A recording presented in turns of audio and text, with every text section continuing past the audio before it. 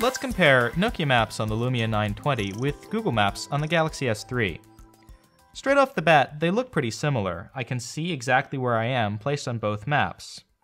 The nice thing about Nokia Maps is that I can download them for offline use. So you'll see here, I've actually downloaded the entire state of California. It only takes about 200 megabytes. That means that, for example, I could turn airplane mode on and use these maps completely offline. Now, Google Maps doesn't offer true offline functionality. For a more fair comparison though, I've actually cached the area around me. You can see that marked by this black square.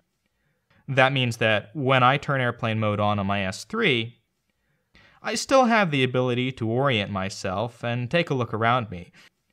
I even see some of the buildings highlighted. The differences become a little bit more apparent when I actually try to use the maps to do something. Say I wanted to find a grocery store.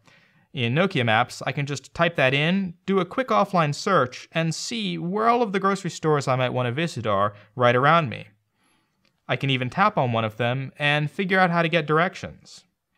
You'll see, it tells me that I can get there by taking public transport. It shows me where the stop is, gives me turn-by-turn walking directions to get there, shows me all of the stops on the line, tells me where I'd have to get off, and guides me right to my destination. It's close enough to walk, only about a mile away, so if I wanted walking directions instead, all I'd have to do is tap Start Navigation, and I'd be on my way. Google Maps, unfortunately, seems to have a bit of a problem with that. When I search for Safeway here, it doesn't seem to find anything at all. It just says searching for over and over again.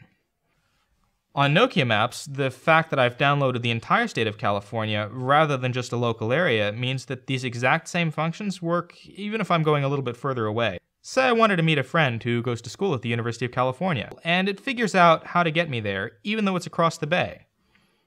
You see, when I say get directions, it again will show me that I could get there by taking the train.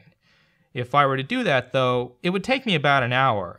And even though it tells me exactly where the station is, again, what all the stops are, and how I'd walk to Sproul Hall, that is a bit long. If I search for driving directions instead, it tells me that it would only take about 20 minutes. I could tap Start Navigation and be launched right into Nokia Drive, which would give me a full offline turn-by-turn experience, including spoken street names. Meanwhile, on Google Maps, I can zoom over to Berkeley and nothing seems to be shown at all. I'm pretty sure I know where this is, but I'm gonna have to guess.